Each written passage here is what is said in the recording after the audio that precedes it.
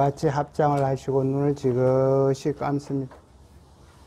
최선을 다하되 그대로 만족하자. 나무아미타불. 합장을 풀고 눈을 뜨시기 바랍니다. 자, 오늘부터는 상건이 시작되지요. 9페이지 펴시기 바랍니다. 맨 위에 보면은 중간사상 이래 되어 있습니다. 이 중간사상의 핵심은 뭐냐 하면은요, 무하고 공입니다. 이 무하고 공.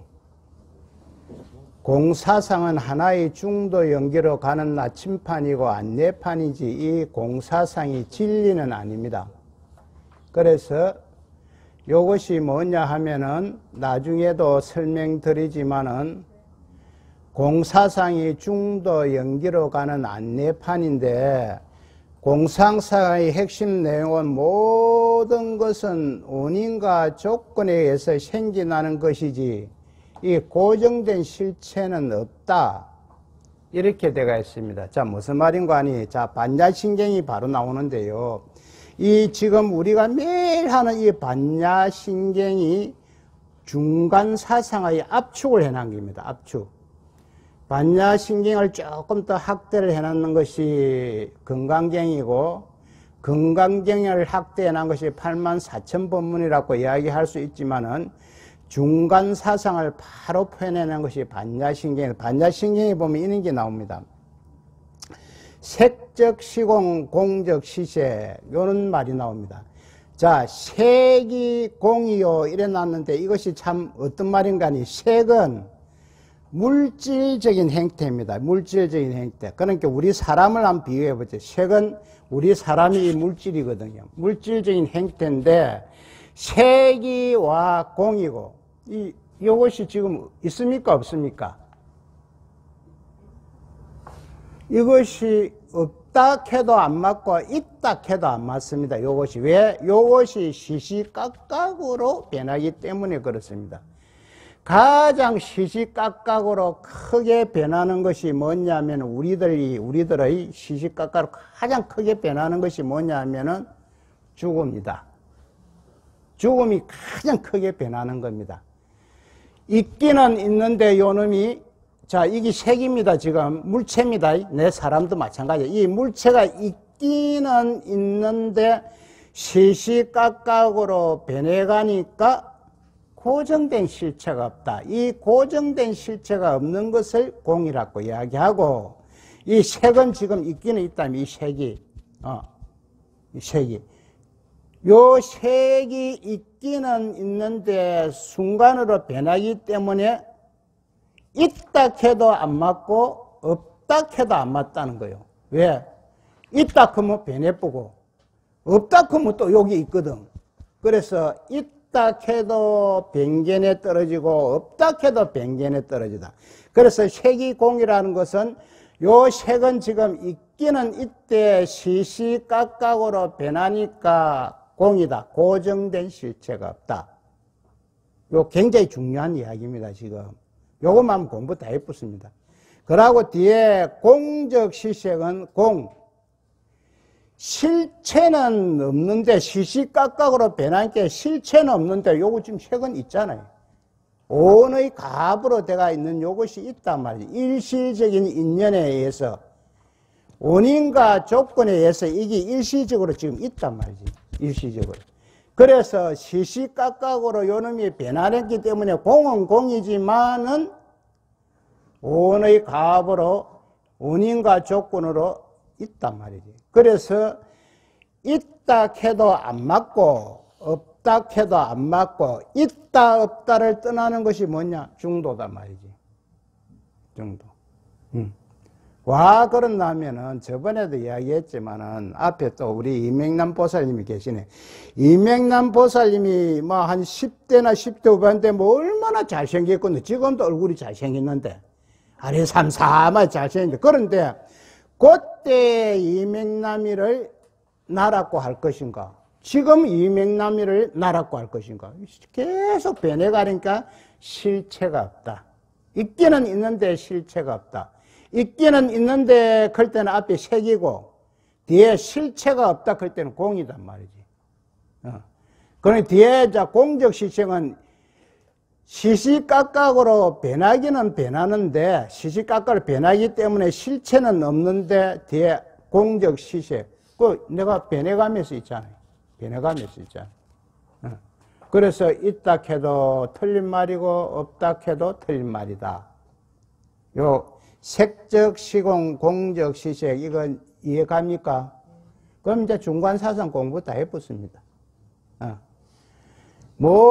그래서 이게 왜 우리가 착각을 하냐면은 내가 초발심 때 뭐 스님한테 이 공사상에 대해서 강의를 들어보니까 이 스님이 아직까지 내가 지금 생각해보면 그 스님 공부를 잘못한 거예요. 왜? 직역으로 해석하니까.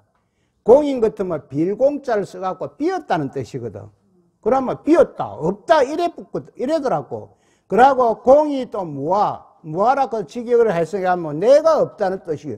바로 그래 해석을 해갖고 우리들한테 강의를 하더라고. 지금 생각해보니까 아하 그 스님이 참 문제가 있었구나. 이 굉장히 중요하네요. 있다 해도 안 맞고 없다 해도 안 맞고 있다 없다 내다 니다를 떠나야만이 중간 사상으로 가가지고 중도로 들어간다. 이해가 갑니까 이제?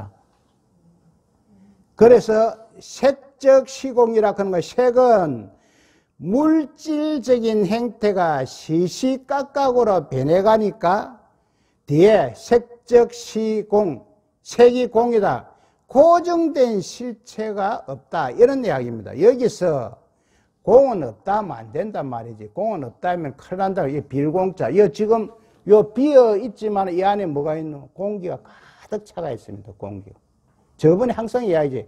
우리 보살님도 이거 비어 있다 이렇게 해보면 이어서 기계가 공기 빨아내보면 우리 다 5분 안에 다 죽습니다.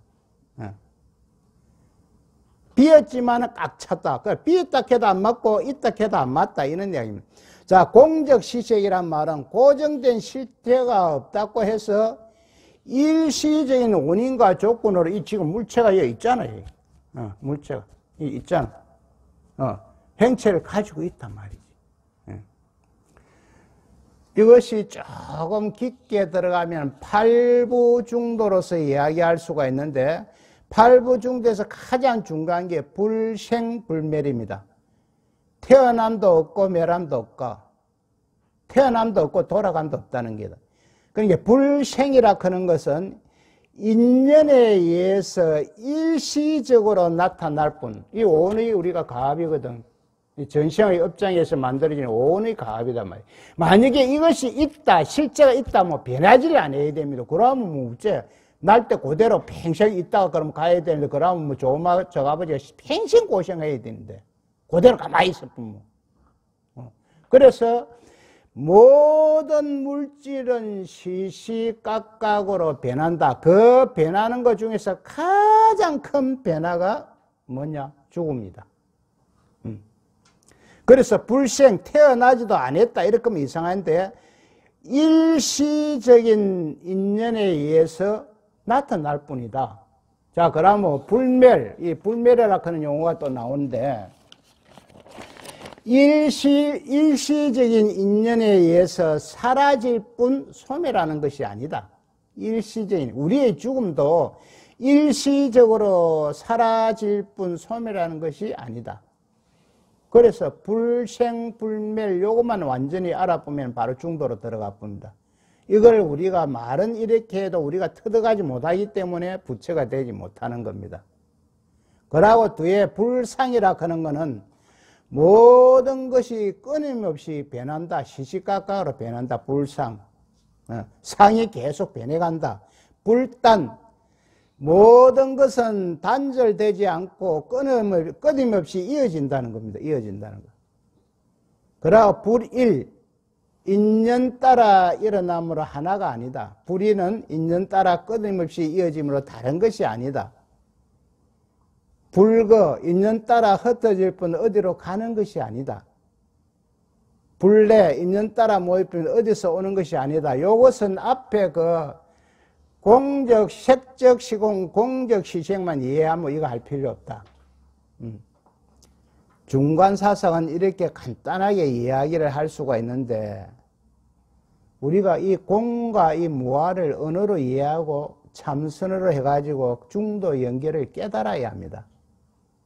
이 중도 연계는 양극단에 치우치지 않아야 하는 것이 중도 연계거든. 뭐 연계는 서로가 의지하고 관계 속에 있다. 요렇게 이제 중간 사상을 대충 알고 들어가 봅시다. 중간파는 인도 대성불교의 한 학파인데 이것을 일으킨 시조는 용수보살입니다. 용수는 석가모니 부처님 다음으로 가장 위대한 사람이다. 대성불교의 아버지다, 이 용수보살이. 여기에서 중간파라 그런 것은 중심 사상은 공이고 무아다. 인도 대성불교의 한 학파인데 이렇게 나오는데, 대성불교에서는 대표적으로요 중간파와 유식파가 있습니다. 중간파는 이 조금 전에 이야기한 이 무하고 공을 이해하고 중도로 들어가는 것이고, 이 유식파는 내 마음 작용을 이해하고 중도로 들어가는 것이다. 어저께도 내 이야기했지만은 아리께 모보살이 오가지고 앞에 신호 받는 차를 갖다가 뻔히 눈을 뜨고 땅 받았다는 거예요. 그래서 내가 보살 마음이 뭐 다른 데 가가 있었겠지 이렇게 한게네. 집에 좀 안 좋은 일이 있어서 그거 생각하다가 눈은 뜨기는 뜬데 앞에 차가 안 보이더라는 거지. 왜? 내 마음이 다른 데 가가 있으면은 눈 요거는 뭐 통로 역할 빼 못 하거든.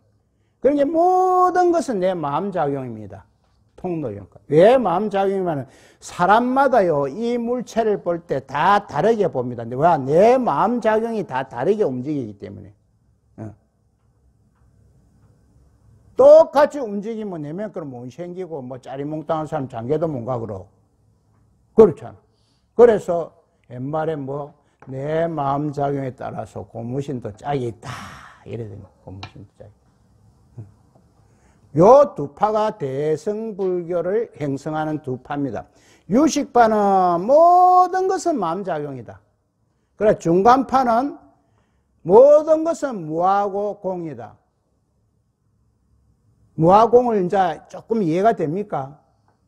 이거 수없이 지금 이야기하는 거예요. 무하공이라 하는 거는 있기는 있는데 시시각각으로 변하니까 실체, 고정된 실체가 없다. 내를 보면 됩니다. 내가 20대부터 뭐 10대를 내라 그럴긴가, 20대를 내라 그런가, 30대를 내라 그럴긴가. 내가 시시각각으로. 그 변함 중에서 가장 큰 변함이 뭐냐? 죽음이다. 그의 생존 시기는 정확하지 않지만 대략 150년 내지 250년으로 추정합니다. 그는 남인도의 바라문 집안에서 태어나 인도 거대 종교인 바라문교의 베다 경전을 학습하였으며 어려서부터 그 학식이 뛰어났습니다. 그러나 그는 성장하여 육신의 욕망을 탐닉하다가 고난을 당하자 그것이 고통스러운 불행임을 깨닫고 어느 산 위에 있는 불교의 탑을 찾아가 계율을 받고 출가하였습니다. 예, 육신의 욕망을 탐닉하다가 고난을 당하자, 이 용수보살 전에 보면은요, 이런 용어가 나옵니다. 브라만 출신, 브라만이 지금 힌두교입니다. 브라만 출신으로 학식이 뛰어나 모든 의식을 다 배웠고, 이제는 다 배웠으니 쾌락을 즐기자. 쾌락을. 그래서 친구들과 자기 몸을 숨기는 은신술을 배워가지고 자기 친구들 몇 명과 궁전에 들어갑니다. 궁전에 들어가니까 그 궁녀들이 얼마나 예쁘노. 닥치는 대로 막 경상도 말로 막 저지를 뿌서. 저지를 뿌니까 왕의 첩도 막 임신이 되어본 거요. 자기가 몸을 숨가가 들어가고 닥치는 대로. 그래서 신하들하고 왕들하고 모여갖고 이렇게 고민을 하고 인호를 하다가 어떻게 잡나 하면은 바닥에다가 싹 다 밀가리를 딱 뿌리는 거예요. 궁전 안에다가. 그러니까 발자국이 딱딱 표가 날 거 아닌가 봐요. 그러니까 발자국 따라 딱 가가지고 꼬 있는 놈 다 때리지만 다 사형 다 시기 붙는데 그 중에 용수보살은 어쩌다가 살아났어. 그래서 어느 산 위에 있는 불교의 탑을 찾아가 계율을 받고 있는데 그 당시에는 이는 대웅전이라는 개념이 없고 대웅전도 없고 그 당시에 인도의 탑을 스투파라고 하는데 부처님의 뼈와 사리를 봉안하는 묘라는 의미를 가지고 있습니다. 그래서 오셔도 큰 절에 가면 대웅전 앞에 보면 탑이 있습니다. 탑이. 그 안에 원칙은 부처님의 뼈와 사리를 이어놔야 됩니다. 그러나 오시는 뭐 부처님이 그래 뭐 뼈와 사리가 많도 안 하고 해서 그냥 탑을 올리고 하는데 옛날에는 그것이 답니다. 그 옆에 요사체가 있고 그래서 탑돌이를 하는 거예요. 탑돌이. 탑돌이. 탑이 오늘날 대웅전이고 그 옆에 스님들이 기거하는 요사체가 있었는데 그 불교의 탑을 찾아가 거기에 계시는 스님에게 계율을 받고 출가했다는 것입니다.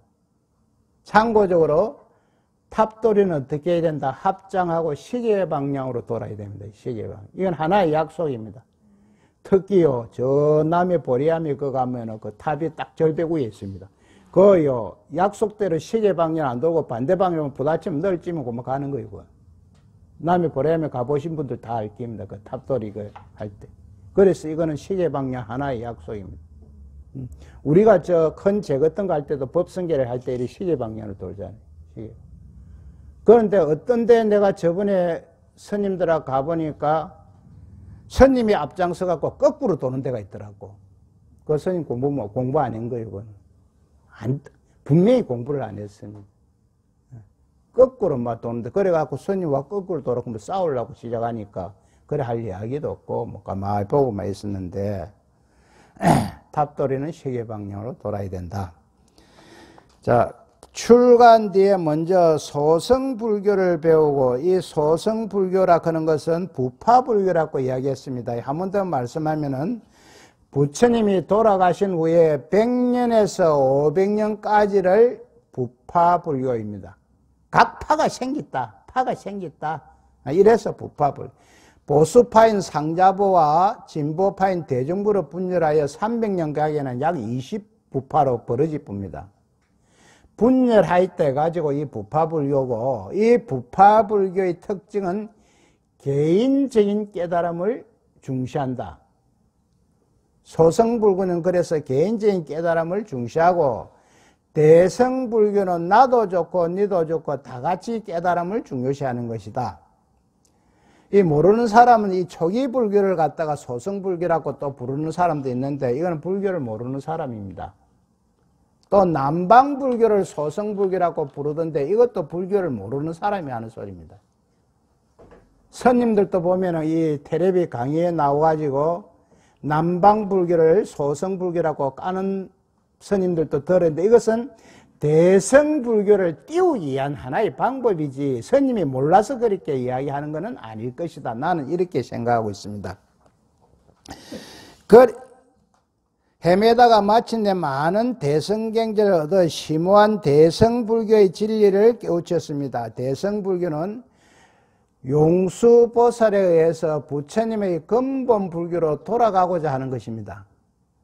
본인의 깨달음은 물론이고 중생들을 구제하는 데 그 목적을 두고 있다. 대성불교는. 이 근본 불교는 부처님 인멸 후 30년까지라고 했으니까 부처님 제자들이 다 살아계실 때까지가 근본 불교라고 이야기할 수 있습니다. 그래야 남은 생애 동안 대성불교 사상을 전파하며 부처님의 근본 뜻을 선양하고자 노력하였습니다. 용수보살이 한량할 무렵 인도의 사상계는 밖으로는 실제론적인 이론으로 무장된 수론, 성론, 정리파 등 여러 철학이 흥기하였으며, 흥기는 많이 발달했다 이렇게 해석할 수 있습니다. 흥기하였으면 안으로는 설일체유부, 설일체유부라는 것은 모든 법은 존재한다고 주장하는 것입니다. 존재한다 해도 안 맞고 존재 안 한다 해도 안 맞다고 앞장에서 나오지, 공에서요. 그래서 여기에서 이 파는 모든 것은 존재한다, 법은 존재한다, 즉 상주론입니다. 를 비롯하여 독자부 등, 이 독자부라 하는 것은 설일체유부에서 파생된 종파입니다. 독자부 등 소성불교의 여러 부파가 또한 신류론적인 이론에 치워지다. 신류론적인 것은 모든 법은 존재한다, 있다, 이런 이야기입니다. 그래야 그는 애도 및 소성불교의 신류론적인 견해를 척박하고 부처님이 설한 진실한 법인 중도를 선양에 의하여 반야경의 공사상에 입각하여 중도 사상을 주장하였습니다. 공인은 아까 뭐 나왔지? 있는 것도 아니요, 없는 것도 아니요. 왜? 시시각각으로 변하니까 실체가 없다. 이것을 공사상이라고 이야기할, 고정불매라는 실체가 없다. 이렇게 이야기할 수 있습니다. 용서보살의 대표적인 저술인 중론은 가전영경을 확대 해석한 것입니다. 중론의 기경계는 부처님을 경배하는 이유, 이렇게 이야기할 수 있습니다. 부생역부멸, 부상역부단, 부일역부이, 불의역부고, 이거는 생하지도 않고 멸하지도 않으며 상조하지도 단멸하지도 않고 하나도 아니지만 다르지도 않으면 오지도 않고 가지도 않는다. 이 팔불중도를 이야기하는 겁니다. 팔불중도를. 이것은 열반의 의미를 드러나기 위한 것인데, 열반은 원래 생하는 것도 멸하는 것도 아니므로 연기하여 생한 일체의 모든 법은 생하지도 않고 멸하지도 않으며 상주하지도 않고 단멸하지도 않는 것으로서 어떠한 자성이 있지 않은 공임을 표명한 것입니다. 이 8가지 부정인 즉 팔불은 중생들이 수많은 미혹된 견해를 대표하는 생멸, 단상, 일, 이, 례, 그 등의 8가지를 부정한 것으로서 애도들의 사견과 불교 내 유보 등의 유견을 척박한 것입니다. 유견이라는 건 존재한다는 것을 척박한 것이다. 이렇게 이야기할 수가 있습니다. 조금 전에 우리 중관사상에서 팔불중도를 이야기 안 했으면 여기 그것입니다. 즉 일체 존재가 저절로 생긴 것이라거나 어떤 절대자로부터 발생된 것이라거나 또는 미세한 물질들이 합하여 생긴 것이라는 등 중생들이 여러 삿된 견해에 빠져 바른 법을 보지 못하므로 용수보살이 이러한 편견을 탑박이 하여 팔불설을 주로 한 중론을 지어 공사상, 이 공사상이 아까 무아사상하고 똑같다고 이야기했죠. 공사상을 주장한 것입니다. 그가 주장한 공은, 자, 여기에서 이제 핵심이 나옵니다. 그가 주장한 공은 단순히 모든 것을 부정하는 허무주의도 아니고, 모든 것을 부정하는 것이 아니다고 분명히 이야기했습니다. 도피와 체념에 사로잡힌 해이주의도 아니며, 결코 아무것도 존재하지 않음을 뜻하는 무도 아닙니다. 아무것도 존재하지 않는 것도. 그러니까 이 공사상은 있는 것도 아니요, 없는 것도 아니요, 이렇게 기결이 됩니다. 왜? 모든 것은 지금 시시각각으로 변하기 때문에 그렇다. 있다 해도 안 맞고 없다 해도 안 맞다. 내다 니다를 떠나야만이 우리가 중도로서 들어가지, 내다 니다가 있는 한 중도로 들어갈 수가 없다. 있다 없다를 떠나지 않고는 중도로 들어갈 수 없다. 이런 이야기입니다. 거의 공사상 근저에 어디까지나 연기를 전제로 하고 있습니다. 이 연기는 이제 수없이 나오지요. 서로 의지하여 같이 존재한다. 이런 이야기입니다. 곧 연기하여 생겨나는 일체의 법은 고유한 본성 즉 자성이 없으며 고정진 자성이 없으므로 공하다고 설한 것이다. 무엇이든지 고정된 실체가 지금 없다는 이야기입니다. 중론에서 설하는 제일의제와 세속제의 내용은 이 뜻을 잘 설명합니다. 세상의 모든 존재는 일체가 공하며 이러한 견지에서 제법을 관하는 것이 제일의제입니다. 제일의제라는 것은 실체가 없다는 이야기입니다. 그러나 제법이 비록 공하지만 한편으로는 현실적으로 연계하여 상대적인 세계가 성립하기도 하니 이 같은 세간의 입장이 곧 세속제입니다. 세속제는 우리 중생들의 세계를 이야기합니다. 중론에서 제일 의제는 세속제에 의하지 않으면 얻을 수가 없고 이게 가장 중요합니다. 왜? 온의 가업으로 된 이 지금 일실적으로 머무는 이것이 없으면은 중도로 가지 못한다는 거예요. 요 온의 가업으로 된 일시적인 요것이 있어야만이 이것을 이용해가지고 공부를 해가지고 중도로 가야 되지. 이것이 없으면은 중도로 갈 수가 없다는 거예요. 여기 그 말입니다. 제일 의제는 세속제에 의하지 않으면 얻을 수가 없고, 뭘 얻을 수가? 중도의 깨달음을 얻을 수가 없고, 또 이러한 이제의 도리를 잘 파악하지 못하면 깊은 불법의 뜻을 알지 못한다고 설하여 공이 결코 단순한 무가 아님을 역설한 것입니다. 공이 무가 아니다, 없다 그러면 안 된다는 이야기예요. 왜? 공은 없는 것이 아니다는 거예요. 왜? 시시각각으로 변한다는 이야기지 없다 이렇게 하면 안 된다는 이야기예요. 그는 이와 같이 공사상에 근거하여 그 당시의 잘못된 사상계를 비판하였을 뿐만 아니라 또한 불교의 근본 진리인 중도를 설명하였습니다.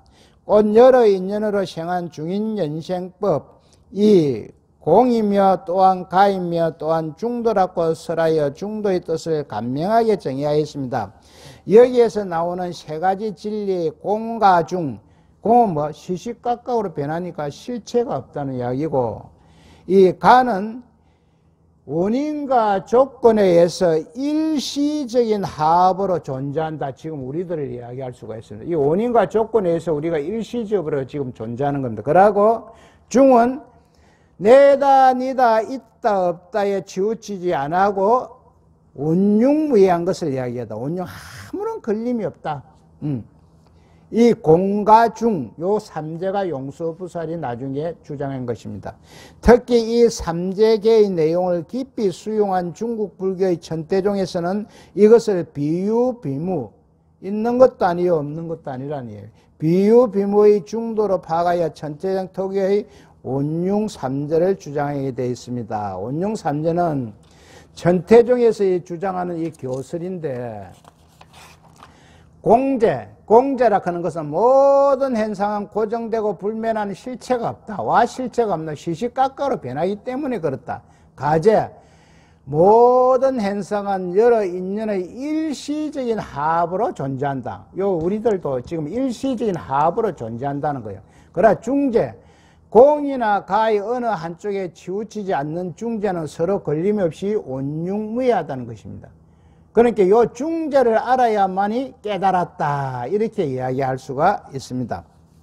용수보살은 중론을 비롯하여 12문론, 해장론, 육심성열이론, 보왕정론 등과 대품 반야경의 주석서인 대지도론 그리고 기타 여러 저술을 남겼는데 그 저술 대부분의 중점은 바로 공사상의 천명이었습니다. 무아사상이라 이 말. 이와 같이 그는 예도와 소성불교, 소성불교는 부파불교를 이야기합니다. 소성불교를 탑하고 대성불교를 크게 중흥시켰으므로 불교계에서는 용수보살을 부처님 이래로 제일이며 대성불교의 선구자요 최대의 공로자로 추앙합니다. 부처님 이후로 가장 위대한 분이 용수보살이고 용수보살은 대성불교의 아버지라고 이야기할 수 있습니다. 그의 인매로 그의 사상은 제자인 제바보살에게 계승되고 마침내 인도에서만 수많은 뛰어난 학성을 배출하게 되어 중간파라는 학파를 형성하여 인도에서 불교가 쇠퇴할 때까지 지속적인 번영을 이루었습니다. 인도에서 지금요 공식적으로 우리가 불교가 멸했다고 이렇게 이야기합니다. 어떤 스님은 인도에서 완전히 석가모니가 주장한 이 불교는 없다. 지금 일어나는 인도에서 일어나는 불교는 신불교다. 새로운 사람이 불교를 설하는 불교다. 인도에서 불교가 쇠퇴했나면요 대충 말씀을 드리면 이렇습니다. 저 인도의 북쪽에는 상업이나 무역을 주로 하는데 이곳이 불교가 발전했습니다. 남쪽은 농업을 주로 하는데 이것은 힌두교가 발전을 했습니다. 그런데 불교는 워낙 왕족이나 귀족적이고 너무나 어려워서 민중들이 쉽게 받아들일 수가 없었습니다. 힌두교는 간단하게 민중들이 받아들이기가 쉬웠습니다. 또 결정적인 불교가 망하게 된 결정적인 것은 이슬람의 침략으로 상업이나 무역을 할 수가 없으니까 힌두교를 닮아가는 밀교화가 됐단 말이에요. 밀교화. 나중에 불교의 정체성이 없어지고 불교의 색깔이 없어지고 힌두화 되어 가는데 불교인들이 가까운 곳만 힌두 사원에 가기 시작했어요. 가기 시작했지만은 인도는 아직까지도 은연중에 이 카스트 제도가 이거 성행하고 있는 나라입니다. 불교인들이 정식으로 힌두교로 이렇게 개종을 하면 수도라보다 낮은 불가촉 천민이 되면, 불가촉 천민이라고 하는데 가장 하층 계급이에요. 이거는 뭐 계급에 들어가지도 않아요. 이 불가촉 천민은. 되니까 고마 거의 다 이슬람교로 개종을 했다. 그래서 불교가 사라지게 됩니다. 아직까지 오지에 불교가 남아있다고 하나 이거는 미미하고, 공식적으로 1203년에 인도에서는 불교가 사라졌다고 이렇게 이야기합니다. 그래서 내가 주장하는 것은 이 종교가 살아남으려고 하면 대중적이어야 한다. 너무 고급적이면 안 돼. 또 귀족적이다. 대중적이어야 하는데, 이 대중적인 것의 우리나라의 선구자가 누가 하면 오녀보살입니다. 오녀보살이 그 당시에 우리 신라시대에 또 완전 귀족불교였거든. 이 귀족불교를 대중불교, 민중불교를 만들고자 자기가 요습공주를 꼬셔가지고 하룻밤 자고 설총이 났지요. 거기에서요. 나는 파겠다 하면서 한속하면서 소승거사라 해가지고 그때부터 민중들 사이에 파고 들어갑니다. 뭐? 두 개만 해라. 나무아미타불하고 강명진음만 해라. 그러면 다 해결 다 된다. 실제 일체가 유심조니까 나무아미타불하고 강명진음만 열심히 해도 다 되더라는 거예요. 왜? 모든 것은 내 맘먹기에 달려있다. 그래서 오녀보살을 잊어서는 절대 안 됩니다. 우리나라에서는 어느 대사, 어느 선사, 어느 스님 이래 샀는데, 이 오녀보살을 가장 높이 평가하는 나라가 어디? 일본입니다. 그 다음에 중국입니다. 아니, 우리나라에서 이래 위대한 보살이 나오는데, 우리나라에서는 뭐 그렇게 뭐, 고마워, 어느 선사, 어느 대사, 파괴했니, 안 했니, 이런 것 갖고 싸웁니다. 일본에서 가장 위대하게 평가하는 분이 오녀보살이다. 특히 이제 그 다음 장에 넘어갑니다. 특히 8세기에 한력한 적효논사는 용수보살 이후로 최대의 사상가라고 지적되는데, 그는 당시까지 지속되어 오던 부파불교의 교리와 유식설 등의 사상을 중간사상에 서서 비판하고 흡수하여 유가행 중간파라고 불리는 후기 중간파의 사상적 체계를 수립했다. 유가행 중간파라는 것은 유식불교 이론을 용수의 중간불교 이론으로 흡수하여 탄생한 불교의 학파입니다. 점수를 강조합니다. 그래서 이 유식은 뭐 모든 것은 우리 마음작용이다. 마음작용이다. 실제 그렇게 내가 가끔 느낍니다. 왜? 무엇을 하다가 보면은 생각이 다른 데 가가 있으면 보도 본 것이 아니에요. 이자뿐뿐이다, 거의. 보도. 모든 것은 마음작용. 그의 사상은 인도에서 개성된 것은 물론 티베트에도 전해져서 티베트 불교가 중간학에 기울어지게 된 역할을 하게 되었습니다. 밑에 중론요. 중론은 가전영경을 학대 해석한 것이라고 이야기했습니다. 용수논사의 대표적 저술인 중론에서 중도설에 대해 명확하게 언급하는 것으로 초품에 등장하는 팔불계가 있습니다. 이 앞에서 이야기했지. 팔불중도를 팔불계라고 이야기한다. 이것은 생멸, 생하고 멸하고 단상 끊어지고 항상 있고 하나고 둘이고 일이 네거 오는 것 가는 것 등의 8구가 부정적으로 표시된 것으로 이 팔불에 의해 도출될 사상이 곧 팔불중도입니다.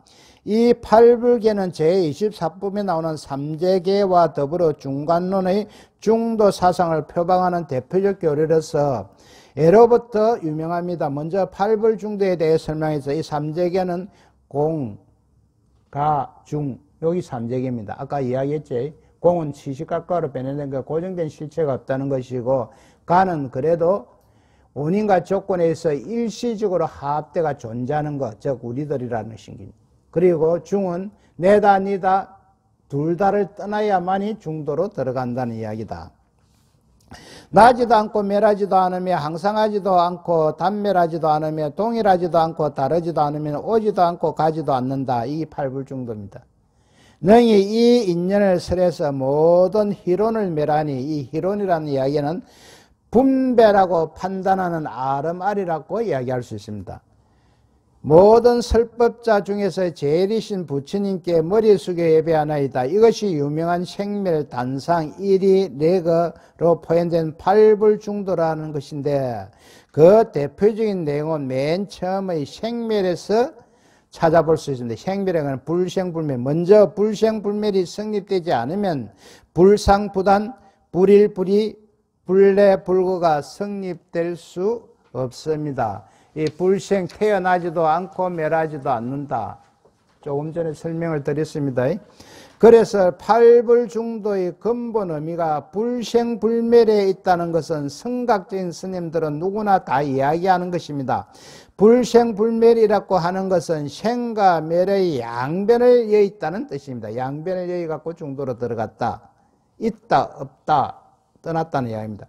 이 생멸의 양변을 여인 것이 중도이고 단상의 양변을 여인 것이 중도이며 일의의 양변을 여인 것이 중도이고 레거의 양변을 여인 것이 중도입니다. 그러므로 중도라는 말을 하지 않아도 불생불멸이라면 그것이 곧 중도인 것입니다.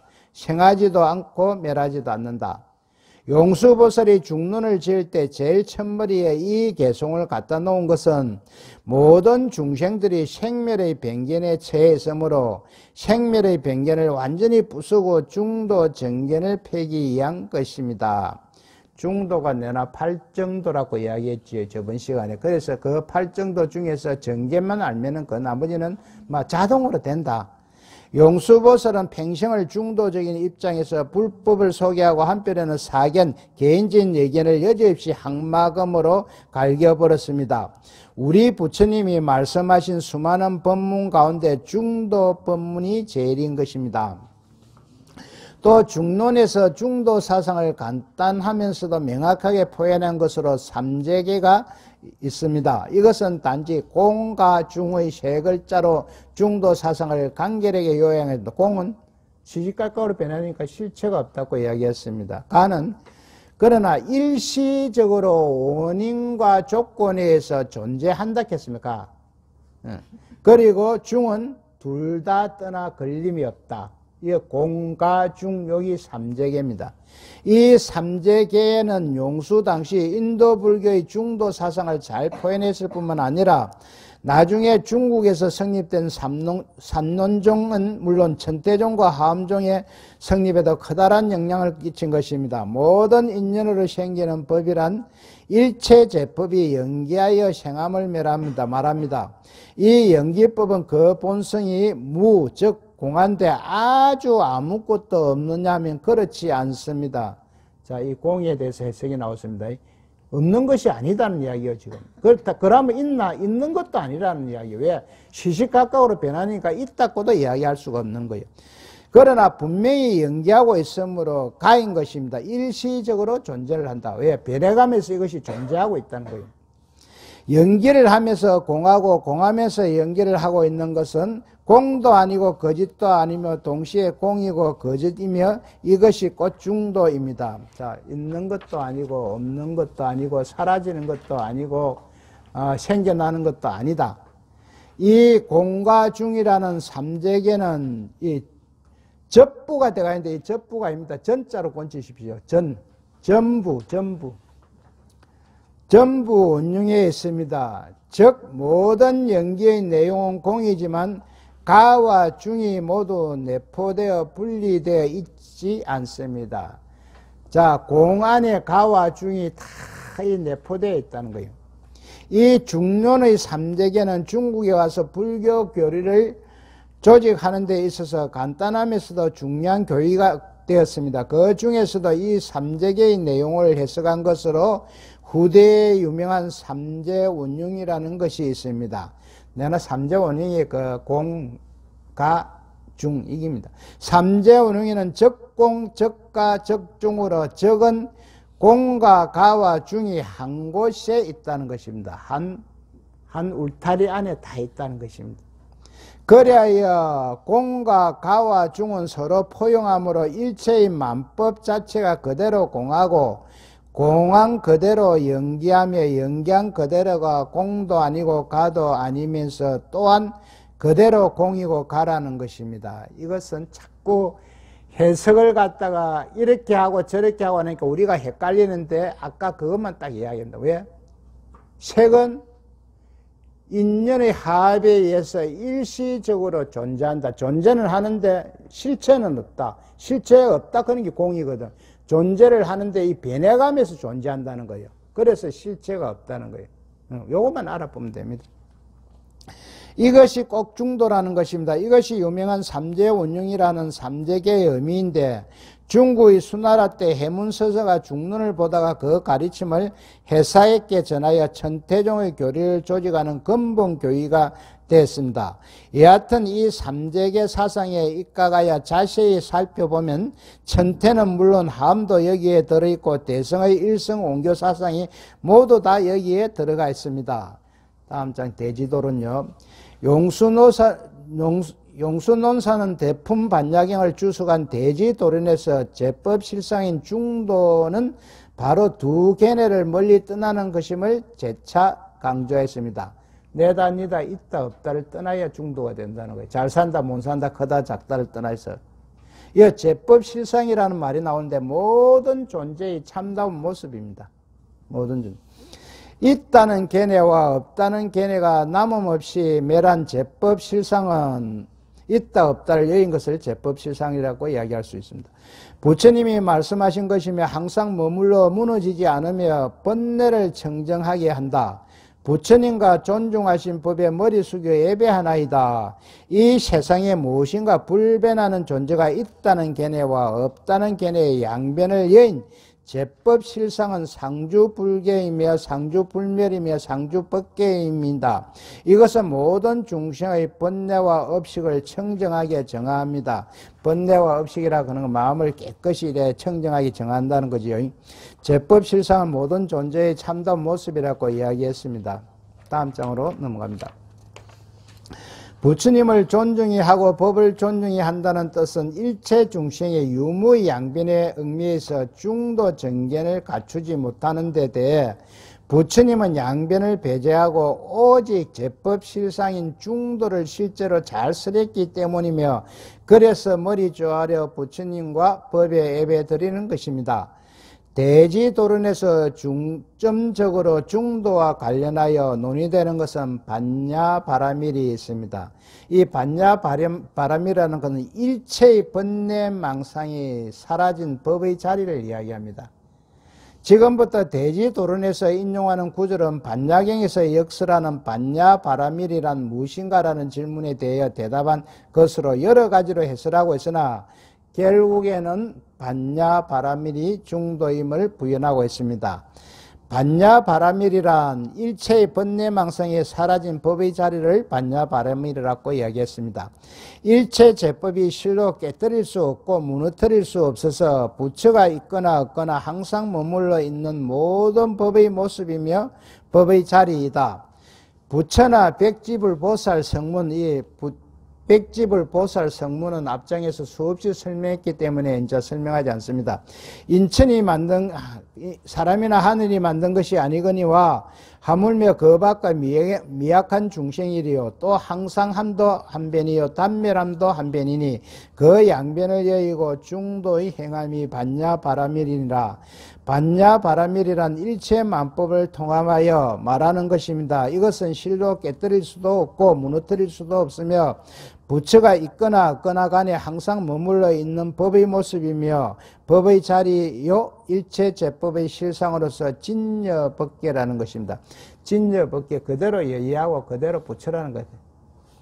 영기경에서 부처님의 진여법계를 말씀하실 때 부처님이 출현하거나 출현하지 않거나 이 법은 항상 상주하여 변동시킬 수 없고 만들 수도 없고 부술 수 없다고 하신 것과 같은 뜻입니다. 오늘은 여기까지 하겠습니다.